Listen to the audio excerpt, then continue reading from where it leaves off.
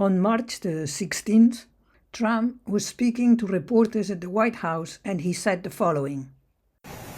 I do believe I'll be having the honor of taking Cuba in some form, yeah. Taking Cuba. I mean, whether I free it, take it, I think I could do anything I want with it. You want to know the truth? They're a very weakened nation right now. They were for a long time. If the Epstein files are eventually fully exposed, it will become clear that this person is a pedophile who, like Epstein and many other billionaires and powerful men across the world, treated the abuse of young women and children as a sexual game. As he says, he will do anything he wants with Cuba, most likely returning the island to what it was in 1940 until Castro's revolution. Eisenhower, one of the US presidents at the time, supported Batista, the dictator ruling the island.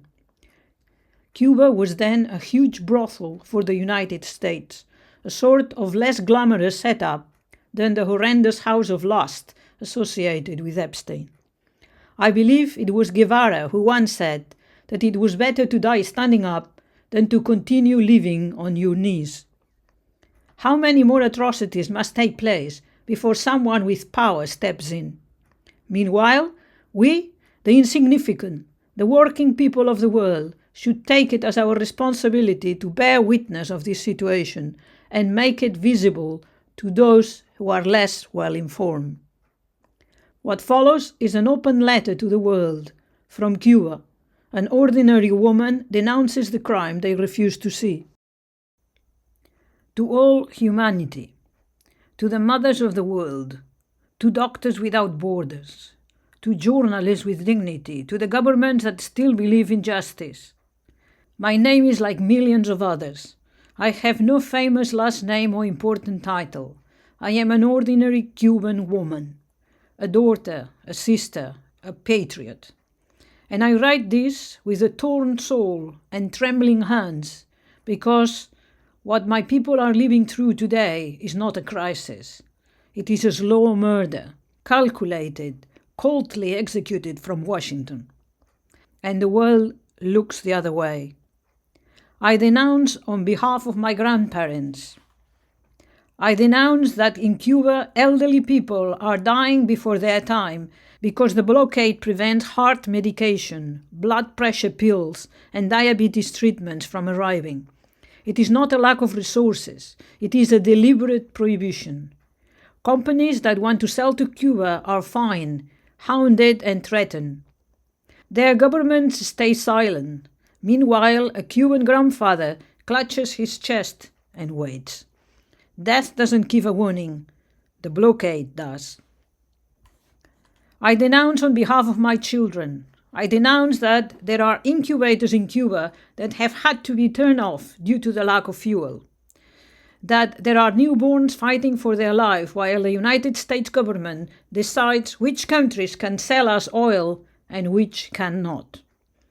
That there are Cuban mothers who have seen their children's life endangered because an order signed in an office in Washington is worth more than the cry of a baby 90 miles from its shores.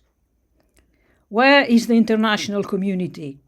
Where are the organizations that so fiercely defend childhood? Or do Cuban children don't deserve to live?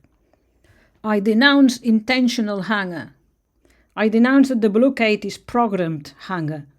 It is not that food is missing just because. It is that they prevent us from buying it.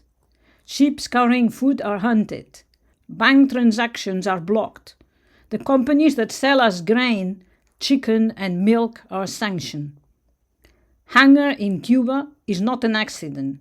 It is a state policy of the United States government, refined over 60 years, updated by every administration, intensified by Donald Trump, and executed with malice by Marco Rubio. They call this economic pressure.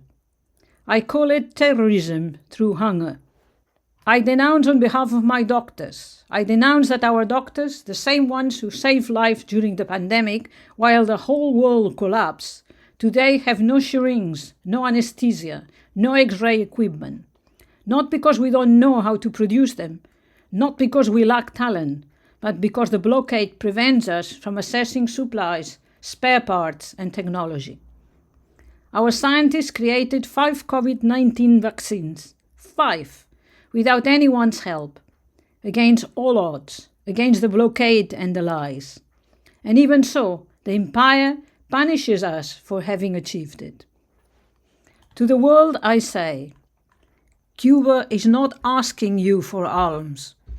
Cuba is not asking for your soldiers. Cuba is not asking you to love us. Cuba asks you for justice, nothing more, nothing less. I ask you to stop normalizing the suffering of my people. I ask you to call the blockade by its name, a crime against humanity. I ask you not to be fooled by the tale of dialogue and democracy, while they tighten the noose around our necks. We don't want charity. We want them to let us live. To the complicit governments that remain silent, history will hold you accountable. To the media that lies, the truth always finds the cracks. To the executioners who sign sanctions, the Cuban people do not forget and do not forgive. To those who still have humanity in their hearts, look at Cuba, look at what they're doing to her, and ask yourself, which side of history do you want to be on? From this small island with a giant people, an ordinary Cuban woman who refuses to surrender. If this text moves something inside you, share it. I don't care if you have 10 friends or 10,000 followers. I don't care if your wall is public or private. I don't care if you never share anything. But this is different. This is not a photo of a sunset. This is not celebrity news. This is not just another opinion. This is a scream. And screams are not meant to be kept. They are heard. They are echoed. They become a multitude.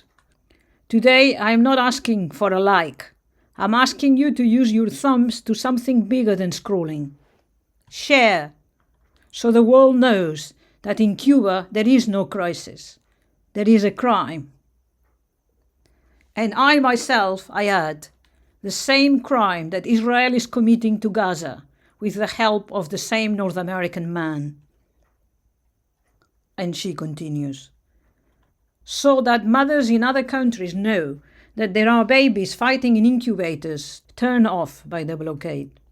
So that grandparents in other lands know that here there are elderly people dying while waiting for medicine that Washington won't let in. So that complicit governments feel shame.